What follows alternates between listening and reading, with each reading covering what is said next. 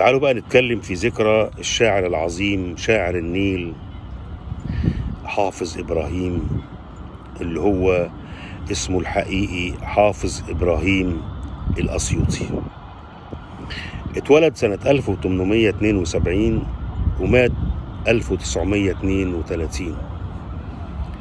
حافظ إبراهيم عاش حياة صعبة جدا، وكان يتيم، وتقريبا اللي رباه خاله، وكان دايما بيوصف حاله ويقول: ثقلت عليك مؤنتي إني أراها وهي، فافرح فإني ذاهب متوجه في داهية.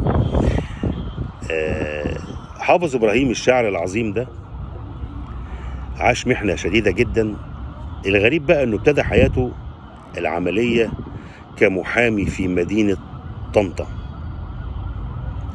وبعد كده دخل الجيش المصري واشتغل ضابط، لكن صداقته وتلمذته على ايد الجنرال العظيم الشاعر الفذ وزير الدفاع العظيم محمود سامي البارودي كان سبب في انه حافظ ابراهيم يطردوه من الجيش، لانه كان بيحب العرابيين وكان صاحب او تلميذ لمحمود سامي البارودي.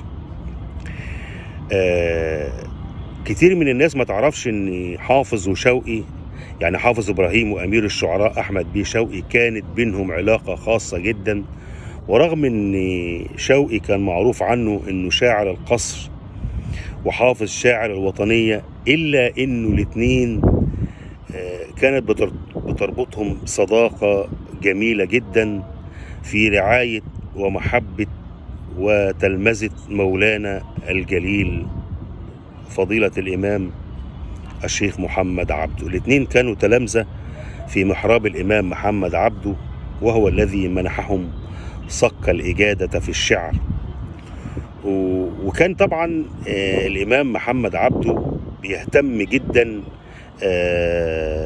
بحياة حافظ إبراهيم، وتقريبا كان بيعينه على المعيشة. يعني كان حافظ ملوش حد بلا مورد تقريبا.